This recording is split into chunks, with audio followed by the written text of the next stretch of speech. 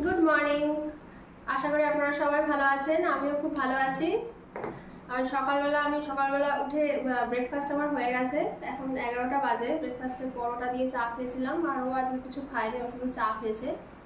এই এত গরম পড়েছে, আর ওর শরীরটা অতটা ভালো না এই গরমের জন্য, এই কারণে ও বললো যে আজকে ব্রেকফাস্ট করবে না। তাই আগে অ্যামাজন থেকে আমার এই প্রোডাক্টটা আসলো। এটা একটা আগারোর কম্পার্টমেন্ট লাঞ্চ কন্টেনার, মডেল হলো গিয়ে ইলাইট। এটা 600 ml এর। অনেক সময় এটা মানে যাদের অফিসে লাঞ্চ টাঞ্চ দিতে লাগে তাদের জন্য ভালো। একদিকে রুটি দিলেন, একদিকে তরকারি দিলেন, বা তরকারি আর একদিকে একটু ফল টল দিলেন, এরকম টাইপের। এর থেকে বড় একটা সাইজেরও আছে, বিভিন্ন সাইজের আছে, 1000 ml এরও আছে। তো আমারটা 600 ml। আমার তো আর ওকে লাঞ্চ দেওয়ার জন্য না, আমি ওই ফ্রিজে রাতের বেলা যে সমস্ত খাবারগুলো অনেক সময় থাকে না, এক্সট্রা ভাত বা এক্সট্রা ডাল, সেগুলো ওই একটা কন্টেনারের মধ্যে, যাতে যদি ভাত আর ডাল থাকে বা ভাত আর মাংস থাকে, ধর এইদিকে আমি কোয়ান্টিটি বুঝে কোনটার মধ্যে কি রাখবো। এই দিকের কোয়ান্টিটি কম্পার্টমেন্টটা একটু বড়, এদিকেরটা একটু ছোট। তো এই কারণে আমি কিনেছি, মানে একটা বাটির মধ্যেই তাহলে আমার রাখা হয়ে যাবে। মানে এটা হলো oven safe, micro oven safe, plus আবার refrigerator safe. Borosilicate glass body, heat resistant up to 350 degree centigrade, leak proof, locking lid, 2 compartments. এটা 3টে কম্পার্টমেন্টেরও হয়। লিডটা আবার এরকম টাইপের, মাঝখানে এরকম, মানে লিক প্রুফ, মানে কোনো কিছু লিকুইড কিছু রাখলেও যদি আপনি এরকম করেন তাহলে সেখান থেকে লিক করবে না কোনো জিনিস। যাই হোক, দেখতে তো সুন্দর, বেশ ক্লাসি লুক রয়েছে। আমার এই ধরনের কন্টেনার খুব ভালো লাগে। তার বেশি দেরি না করে এবার যাই, রান্নাবাড়ি শুরু করে দিই। অলরেডি 11টা বেজে গেছে।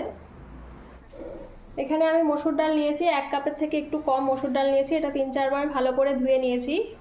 এরপর এটার মধ্যে আমি একটা গোটা পেঁয়াজ আর একটা হাফ পেঁয়াজ এরকম স্লাইস করে কেটেছি, এটা দিয়ে দিলাম। 2টো কাঁচা লঙ্কা স্লিট করে দিয়েছি, সেটাও দিয়ে দিলাম। একটা হাফ টমেটো নিয়েছি, টমেটোর বিচি আমি ছাড়িয়ে নিয়েছি, দিয়ে দিলাম। আলু ভাজা যেরকম আলু দেয় সেরকম একটা আলু আমি এরকম কেটে নিয়েছি, এটাও দিয়ে দিলাম। আমি পরিমাণ মতো লবণ দেব, লাগলে পরে আবার দেব, এখন আপাতত পরিমাণ মতো দিয়ে দিচ্ছি। একটু কাশ্মীরি লঙ্কার গুঁড়ো দেব, হলুদ গুঁড়ো, জিরে আর ধনের গুঁড়ো একসাথে করা আছে, সেটা 1 চামচ দিয়ে দিলাম। 1 চামচ থেকে একটু কম দিলাম। 1 চামচ সর্ষের তেল দিলাম।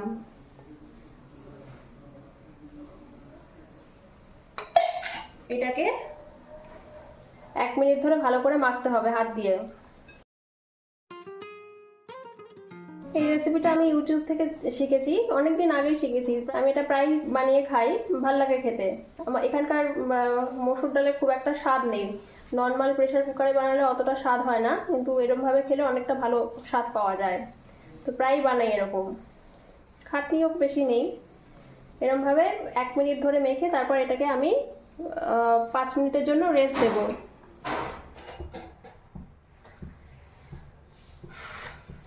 আজকে আবার এরকম এত আলো হয়ে গেল কি করে? এক একদিন আলো কম হয়, এক একদিন আলো বেশি হয়।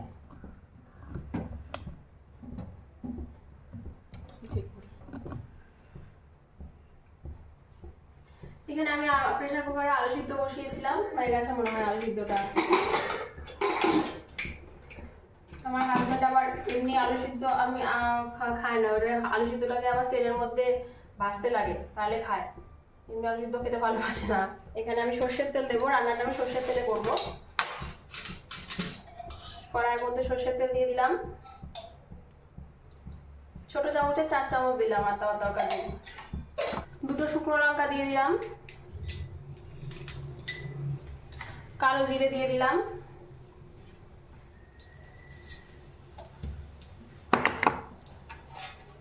3-4টে রসুন এরকম কুচিয়ে রেখেছি, এই 3টে দিয়ে দিলাম।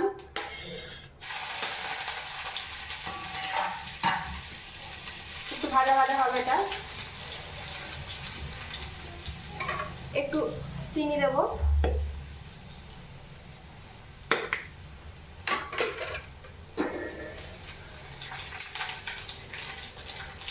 তেলের মধ্যে একটা কাঁচা লঙ্কা দিয়ে দিলাম।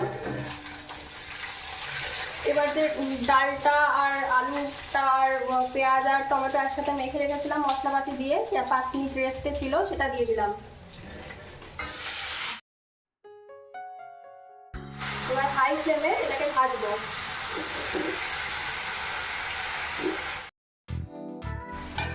2 মিনিট ধরে ডালটাকে ভালো করে ভেজেছি। এবার এর মধ্যে আমি গরম জল দেবো, একবারে ঘপ করে বেশি দেবো না, প্রথমে অল্প দেবো, তারপর যদি মনে হয় যে ডালটা একটু সিদ্ধ হওয়া বাকি আছে তখন আবার দেবো। এবার এটাকে ঢেকে দেবো, এটাকে মিডিয়াম ফ্লেমে দিয়ে মসুর ডালটা সিদ্ধ হতে দেবো।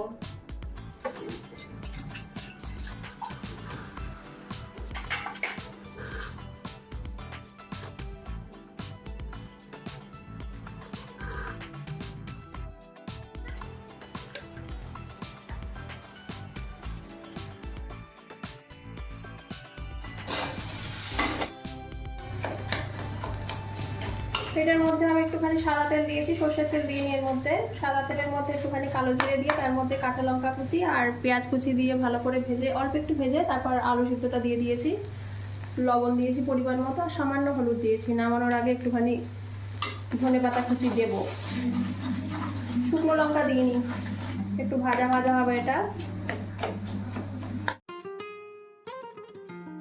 এটার মধ্যে আমি একটা ডিম ফাটিয়ে নিয়েছি, তার মধ্যে একটুখানি গোলমরিচ গুঁড়ো আর একটু লবণ দিয়ে ডিমটাকে একটা ডিমের ভুজি বানাচ্ছি। এই ডিমের ভুজিটা আমি এবারে ডালের মধ্যে দিয়ে দিলাম, মসুর ডালটার মধ্যে। মসুর ডালটা আমার হয়ে এসছে, এর মধ্যে এবার একটুখানি গরম মশলার গুঁড়ো, ধনেপাতা কুচি দেবো আর বাটার দেবো। ঘিও দিতে পারেন, বাট আমার কাছে যেহেতু বাটার আছে, বাটারের স্বাদটা বেশি ভালো আসে। দারুণ লাগে খেতে এটা, ভাত দিয়ে পরোটা দিয়ে সব কিছু দিয়েই ভালো লাগে।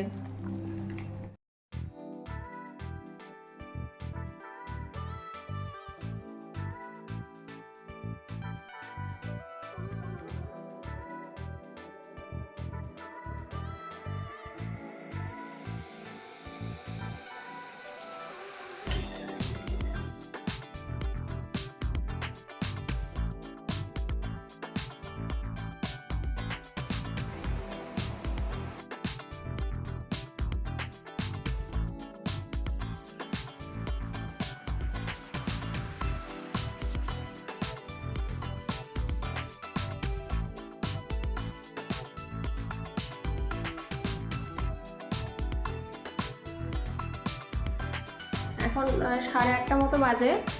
আমি এখন রাতের খাবার বলতে ওই ভাত বসিয়েছি, ভাতটা এখন বন্ধ করে দিয়েছি।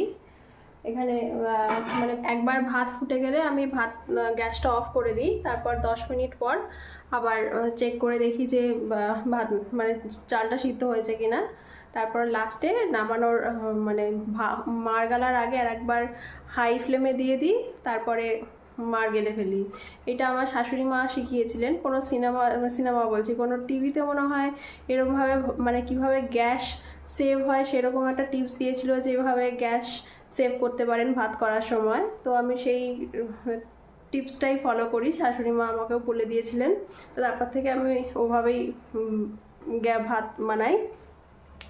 আর এখানে আমি আলুর তরকারি বানাচ্ছি, লম্বা লম্বা করে আলু কেটে তেলের মধ্যে সাদা তেল দিয়ে তার মধ্যে একটু কালো জিরে কাঁচা লঙ্কা দিয়ে আলুটা দিয়ে দিয়েছে, এটা সিদ্ধ হবে, একটা আলু মাখা মাখা তরকারি হবে। আর ডাল আছে, আর কিছু করবো না, আজকে প্রচণ্ড গরমে থাকতে পারছি না। এই দিয়ে আমাদের রাতের খাওয়া আজকে হয়ে যাবে। আমার হাজব্যান্ডেরও খাওয়ার অত ইচ্ছা নেই গরমের মধ্যে, তো এই চলছে, আর কি করা। তাহলে আমার ব্লগটা আমি এখানেই শেষ করছি। আপনারা সবাই ভালো থাকবেন, নিজের শরীর আর মনের খেয়াল রাখবেন, সবাই খুব ভালো থাকবেন। আর আমার ব্লগটা যদি ভালো লেগে থাকে তাহলে লাইক অ্যান্ড সাবস্ক্রাইব করে দেবেন। টাটা, সবাই খুব ভালো থাকবেন।